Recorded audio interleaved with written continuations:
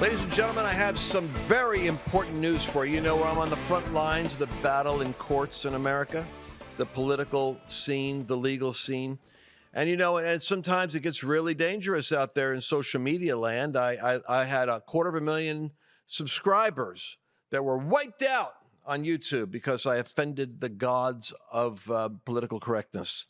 And I've suffered suppression on various platforms, and you don't care. And who wants to hear people whine about this stuff? But I'm telling you, when you make a living and you've thrown your life into law and the courts sanction you, or into media and they cut out your legs from under you, it tends to sober you up because the message is shut up, don't say something, don't talk about that. It's like the devil bartering with you. Say, if you just don't preach against this, you'll have peace.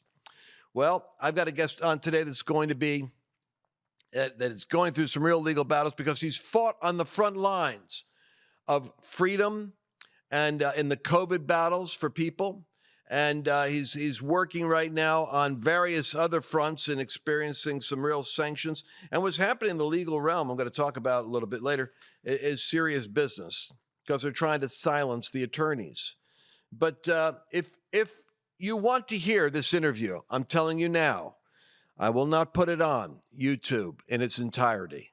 I will not put it on Facebook in its entirety. I'm not trying to provoke backlash on platforms where I could predict that it's just not going to work.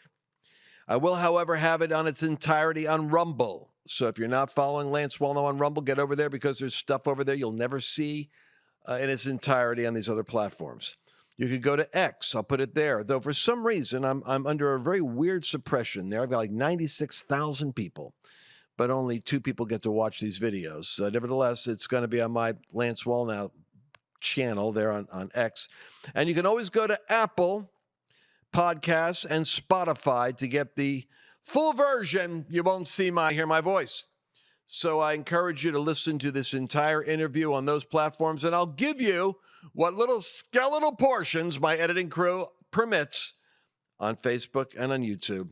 But you want to go to lancewallnau.com/podcast if you want to find out how to get the entire version in an audio, because what he's going to talk about is the front lines battle, vaccines, stuff getting into your food, the courts, January 6th, and other subjects. Folks, one of the big things that I'm fighting all the time, you have no idea the battles I'm involved with that I don't talk about because I don't want to broadcast to my spying left-wing community that watches me like the Pharisees to see if Jesus would trip himself up saying something salacious or incendiary.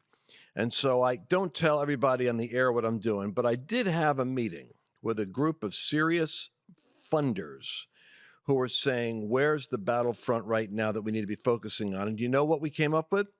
The lawfare. It's obvious, right? They're going after Trump. They're putting Navarro. They put Navarro in prison. They're putting Bannon in prison. I mean, I see where this is going. Bankrupted Alex Jones. Bankrupted Giuliani. Wait a second. They're going after the lawyers. And this is what we came up with. We've got to start to vigorously fund proactively. And I'm not talking to you guys yet about this. I'm talking to the people that have the money out there. And I'm saying, we've got to start protecting the lawyers because, for one thing, if they don't have faith, if they're not Christian, and most of the guys that are taking the hits, that are fighting on the front lines, are the Christians. They're the ones taking the cases to the Supreme Court. You know why? The other guys put all that money and time into being a lawyer, and now they're going to be excommunicated from what they call like the white shoe corporate opportunities, the big bucks corporate opportunities, the Perkins Coys of this world, where the big dollars are made. If you're over there as a conservative lawyer trying to protect their interests, they're antagonistic to you. They'll even disbar you. They got one guy they're trying to take away, John Eastman. This is a prestigious scholar, a dean. They're trying to strip his credentials. See if they can take the lawyers away. Who's going to defend you?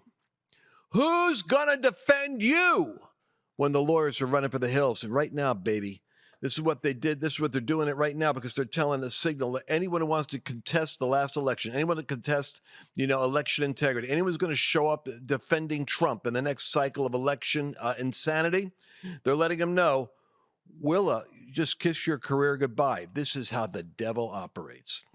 So therefore, ladies and gentlemen, I want to bring in one man who has demonstrated to me consistency and courage on the front lines, even on the COVID subject especially, has he been ferocious and has not only done a service to all of us as a lawyer fighting for us, but I have to say, as a researching reporter.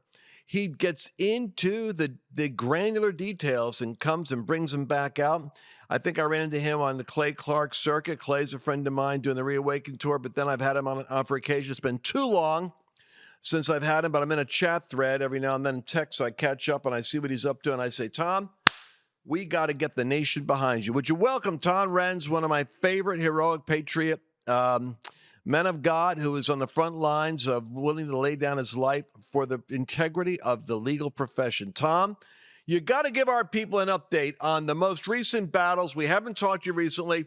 Assume we know nothing. My audience says they cover a lot of subjects here. But for those first-time listeners, what should they be paying attention to in the post-COVID era? Man, it is ugly, Lance, and to the tune of $14 trillion. That's what the U.S. government is estimated to have spent on COVID alone. And thank you for that wonderful introduction. I'm honored, truly.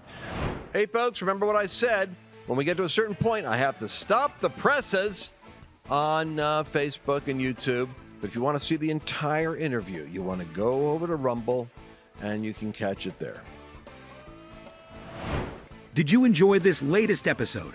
Please remember to share it with your friends, because the more knowledge you have, the better equipped you are to navigate the world.